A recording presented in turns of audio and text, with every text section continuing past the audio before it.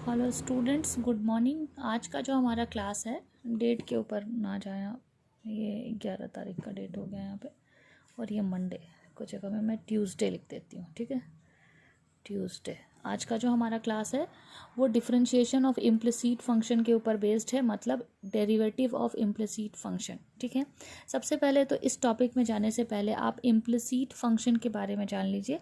और इसके पहले जो हमारा वीडियो हमने किया हुआ था वो इन्वर्स ट्रिग्नोमेट्रिक फंक्शंस के डेरिवेटिव के ऊपर था। आई होप कि वो आपको क्लियर होगा।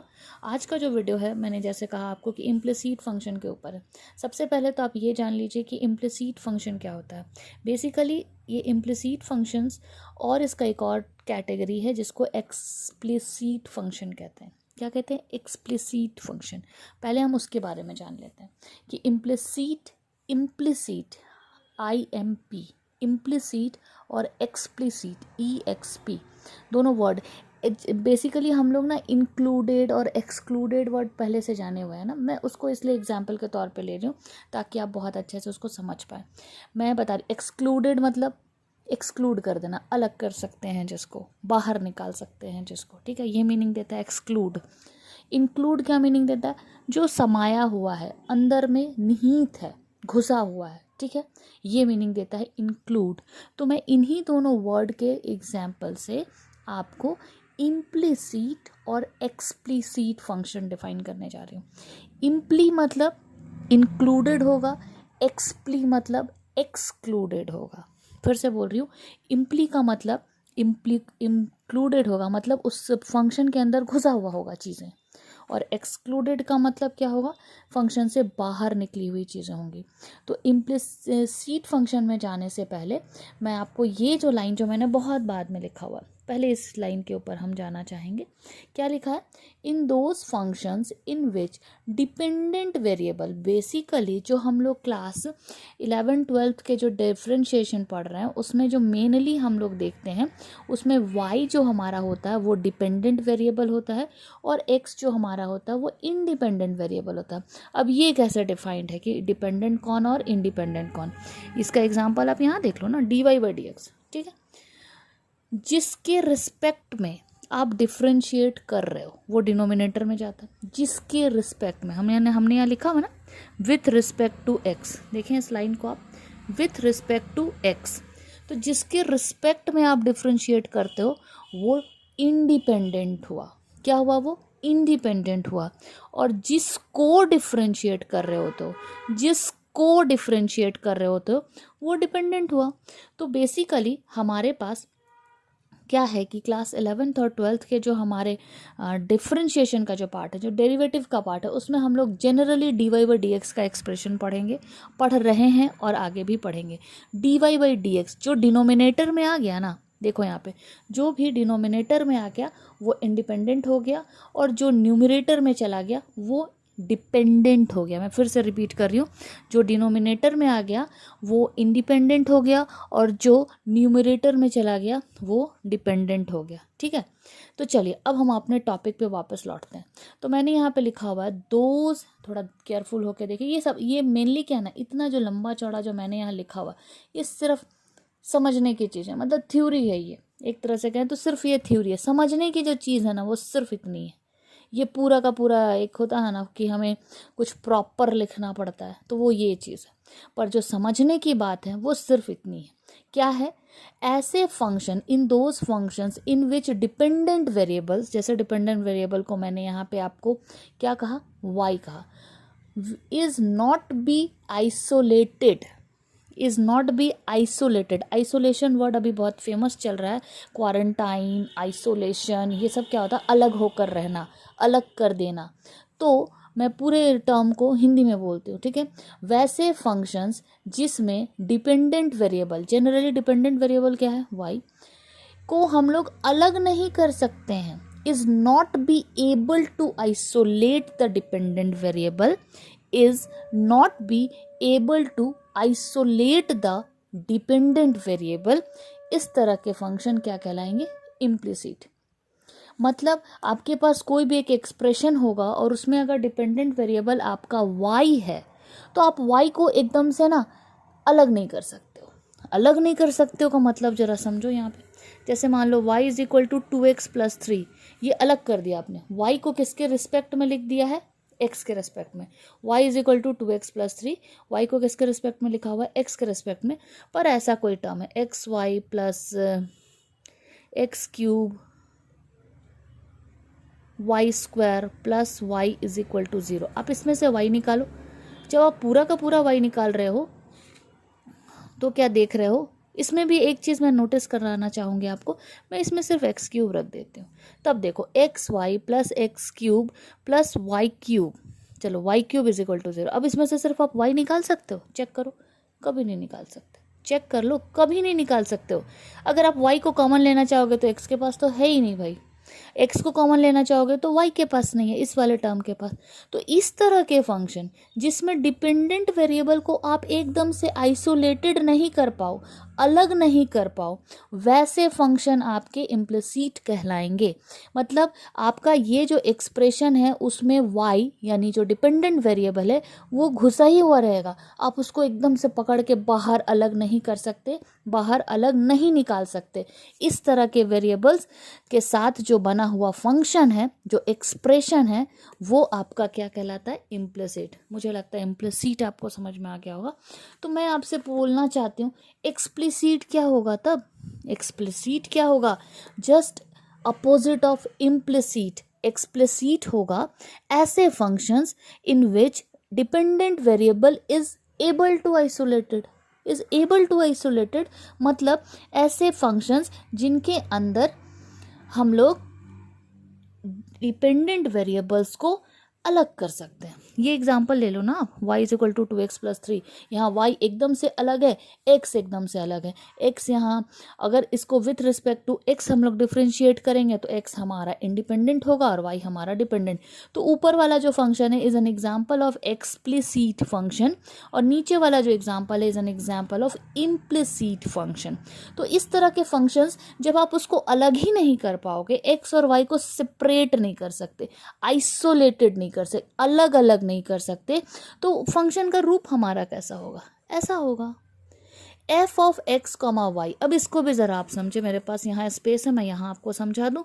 एफ एक्स कहने का मतलब फंक्शन जो एक्स के टर्म्स में है, एफ एक्स कहने का मतलब ऐसे फंक्शंस जो एक्स के टर्म्स में है, और वाई कहने का मतलब ऐसे फंक्शंस जो वाई के टर्म्स में है। तो f of x comma y कहेंगे तो क्या होगा, ऐसे फंक्शंस जो एक्स और वाई दोनों के रिस्पेक्ट में आते हो, दोनों दिखाई देंगे फंक्शन में। इस तरह के फंक्शन में सिर्फ एक्स दिखाई देगा, इस तरह के फंक्शन में सिर्फ वाई दिखाई देगा, इस तरह के फंक्शन में सिर्फ एक्स और वाई दिखाई देगा, और इस तरह के फंक्शन में क्या दिखाई देगा, एक्स वाई जेड। तो इस तरह के फंक्शन में क्या दिखाई देगा, एक्स वाई जेड डब्ल्यू। समझ गए चीज़ों को, जिसके रिस्पेक्ट में आपको जो भी टर्म्स है, जो variables we are using inside the function, उसको हम इन शॉर्ट इस तरह से मैथमेटिकल टर्म्स में लिखते हैं। तो अब हमारी बारी आती है इस थ्योरी में जाने की। Let f of x comma y is equal to a, where a is the constant. X comma y मतलब आपका फंक्शन एक्स के रूप में भी होगा, वाई के रूप में भी होगा। दूसरी भाषा में बोले तो आपके फंक्शन में एक्स भी होंगे और वाई भी होंगे। यहाँ एक कांस्टेंट दिया हुआ is a function of x and y defined as such a manner that y is not expressible. वही चीज़, ये जरा देखो बुकिश वाली भाषा लिखी गई है, ये मेरी थोड़ी अपनी भाषा है, ठीक है। ये बुक में बताया गया कि y can not be expressible, isolated, या जो भी इसने लिखा directly in terms of x, ठीक है, directly in terms of x, then f of x comma y is equal to a is called an implicit function. आपको इतना ही समझना है भाई, इसके आगे की चीज़ें से कोई मतलब नहीं हमें। तो हम लोग उसका डिफरेंशिएशन देखने वाले हैं कि ऐसे फंक्शन जिनके एक्सप्रेशन में डिपेंडेंट वेरिएबल्स को आप आइसोलेटेड नहीं कर सकते हो, वो फंक्शंस इम्प्लिसिट हुए, और ऐसे फंक्शंस जिनमें आप डिपेंडेंट वेरिएबल को आइसोलेट कर सकते हो वो एक्सप्लिसिट हुए। तो अभी तक हम जो पढ़ते आ रहे हैं ना, y is equal to x plus 2x cube minus 3x, ऐसा टाइप के जो फंक्शंस हैं, y is equal to sine inverse x, y is equal to cos inverse, tan inverse, sec inverse, and so on. These type of functions already we are going through it. These all are called explicit function and now we are starting here implicit function. अभी भी नहीं समझ में आया हो then please do the message. Okay now अब यहाँ example से शुरू करते हैं. हमारे पास बेसिकली मैंने बहुत ज़्यादा एग्जाम्पल्स नहीं लिए हुए हैं, 5 examples I have, then I will say कि आपको बुक में से कहाँ से बनाना है. ठीक है, चलो चलें. देखो ये जरा इस क्वेश्चन को देखना. इसमें देखो भाई बड़ा स्मार्ट गेम किया गया है. क्या है, x अलग है y अलग है, एक ठो मिला के लिख दिया x y. हमें कांस्टेंट से कोई लेना देना नहीं. अब बोलेगा find dy by D x. समझ में आया व्हाट इज इम्प्लिसिट फंक्शन. यहाँ से आप y को बाहर ज़िंदगी में कभी नहीं निकाल सकते. कोशिश करके देख लो, इसके पास y है ही नहीं तो निकलेगा ही नहीं, ज़िंदगी में कभी नहीं आने वाला y बाहर. तो इस तरह के फंक्शन कैसे हो गए इम्प्लिसिट. डिफ्रेंशिएट करने का तरीका बिल्कुल सेम है, कोई डिफरेंस नहीं है. हम लोग डिफ्रेंशिएशन स्टार्ट करते हैं. एक्स क्यूब का डिफ्रेंशिएशन 3x², वाई क्यूब का differentiation 3y², dy by D x is equal to 3a. a क्यों बाहर, क्योंकि वो कांस्टेंट है. और यहाँ देखो ये x और y है, चेन रूल हमने लगाया, x को बाहर रखा, y को डिफ्रेंशिएट किया, y को बाहर रखा, x को डिफ्रेंशिएट किया. क्या मिला 3 3 3. 3 को हमने यहाँ से हटा दिया, यहाँ से हट जाना चाहिए था, 3 दिखाई दे रहा है. 3 को हमने यहाँ से हटा दिया. क्या क्या मिला, x² plus y² dy by D x is equal to a into x dy by D x plus y. अब देखो भाई करना क्या है ना, इतना करने के बाद dy बाई डी एक्स को चुन लो, जहाँ पे भी है सबको एक तरफ ले आओ. x² plus y² dy by D x is equal to 3 मैं यहाँ बार बार लिख रही हूँ जो कि गलत है. ये लिखने की गलती है, कोई प्रॉब्लम नहीं है इसमें, क्योंकि जब हम लोग यहाँ से 3 को हटा चुके हैं तो यहाँ तो 3 आ ही नहीं सकता ना. तो ए वाई जो हमने लिखा A x D Y by D X, सारे D Y by D x को एक जगह पे लिख लो. D Y by D X लिख लिया, y² यहाँ है, ये इधर आएगा. देखो फिर यहाँ पे गड़बड़, इसका मतलब फिर यहाँ पे भी गड़बड़. कोई बात नहीं, सारे गड़बड़ को एक साथ ही हम लोग ठीक कर लेते हैं. y² माइनस ए एक्स, ये प्लस वाला जाएगा तो इधर जाएगा, तो minus a x D Y by D x तक बाहर आ गया. और यहाँ पे भी देखो आप ए वाई कहाँ था, ये वाला, और x² इधर आया तो माइनस. तो फाइनली हमें क्या मिल गया ये. चलो मैं फिर से लिख दूँ, थोड़ा अच्छा नहीं लग रहा.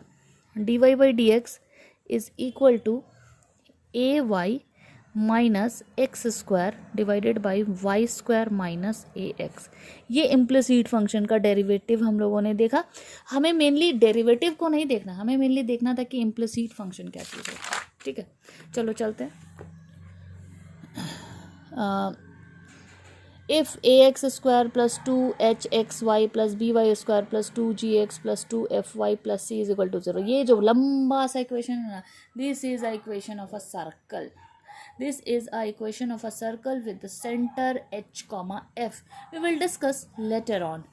Very simple. आप इसमें देखो, इसमें से आप y को कभी बाहर नहीं निकाल सकती क्योंकि सबके पास y नहीं है.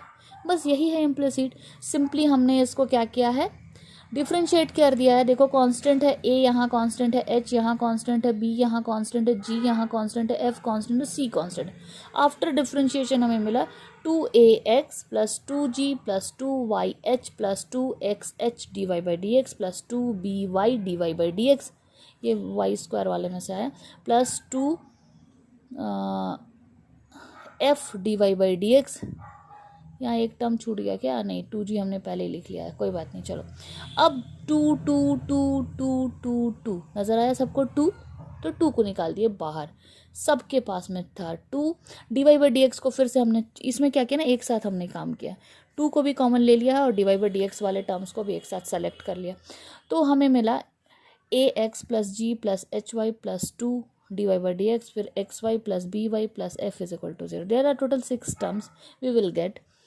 अब देखो 2 बाहर चला गया, D Y by D x वाले टर्म मिल गए. अब what is the value of D Y by D X, minus of A X plus G plus H y divided by b Y plus h x plus f. ठीक है, समझ गए होंगे अब तक. वीडियो 15 मिनट का हो जाने के बाद अपलोड होने में मुश्किल करता है, इसलिए एग्जाम्पल नंबर 3 में भी आपको सिर्फ इतना दिखा रही हूँ कि आप y को अलग नहीं कर सकते हो. इसको आप क्वोशिएंट फॉर्म में ले गए हैं.